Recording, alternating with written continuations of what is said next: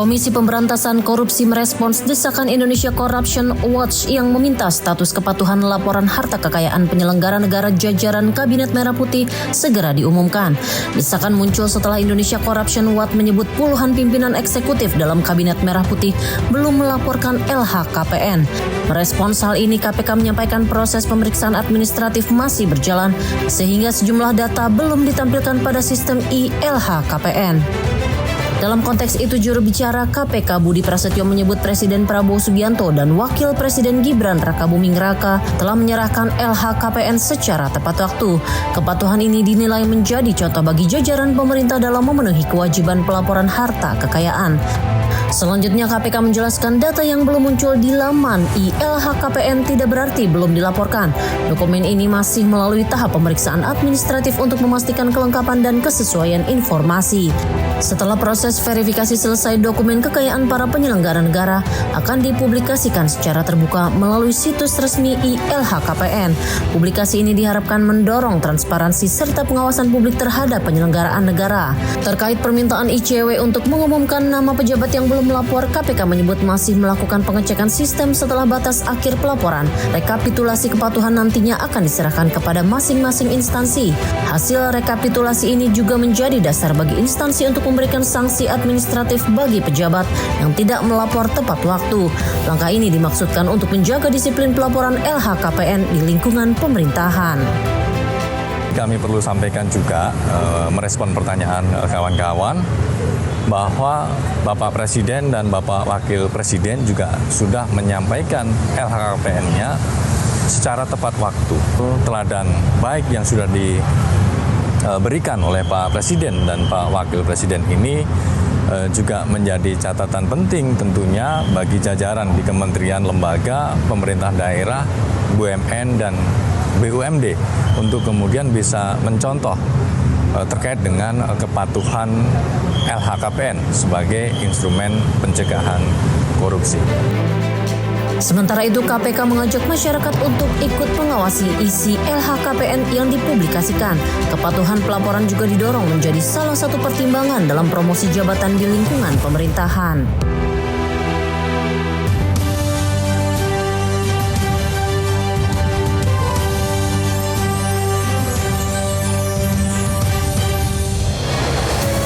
Halo pemirsa, apa kabar? Senang sekali Jendela Istana kembali hadir dengan sejumlah laporan aktivitas Presiden Republik Indonesia Prabowo Subianto. Mulai dari kegiatan kenegaraan hingga kebijakan strategis pemerintah. Bersama saya Samuel Purba, langsung saja inilah Jendela Istana selengkapnya. Pemirsa, pemerintah menyebut minat investasi Jepang di Indonesia tetap tinggi di tengah gejolak geopolitik dan geoekonomi global. Hal ini tercermin dari penandatanganan kerjasama ekonomi senilai 23,1 miliar dolar Amerika Serikat dalam Indonesia-Japan Business Forum.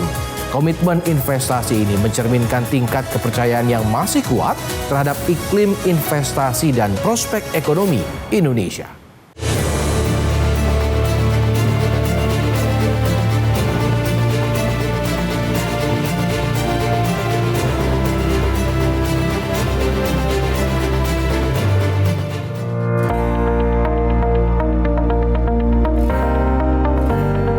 Pemerintah menilai minat investasi Jepang di Indonesia masih tinggi meski dunia dihadapkan pada gejolak geopolitik dan geoekonomi global.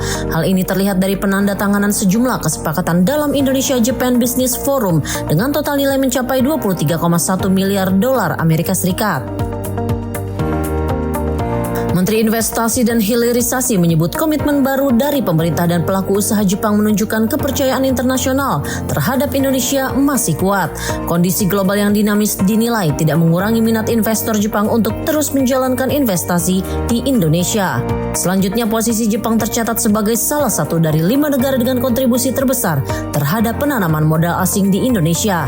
Sepanjang 2025, realisasi investasi Jepang mencapai 3,1 miliar dolar Amerika Serikat dan menempati urutan kelima terbesar.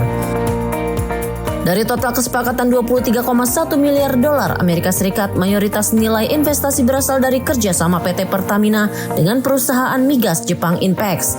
Nilai kerjasama pengembangan lapangan gas abadi di Blok Masela ini mencapai 20,9 miliar dolar Amerika Serikat.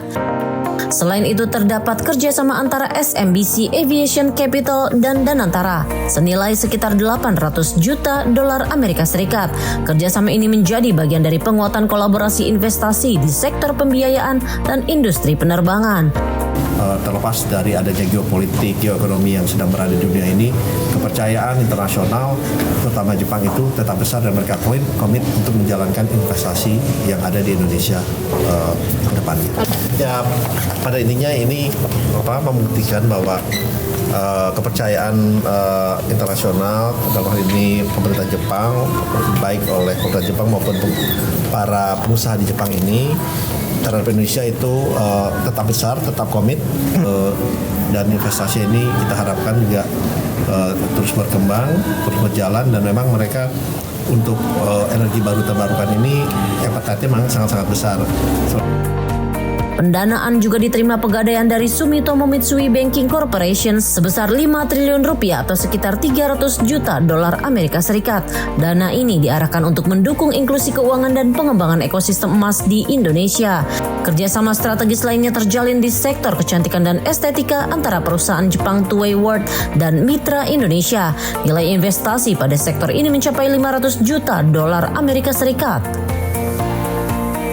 Di samping itu, investasi Jepang juga mengalir ke sejumlah proyek panas bumi. Sektor energi baru terbarukan dinilai menjadi salah satu bidang yang menarik minat besar dari investor Jepang.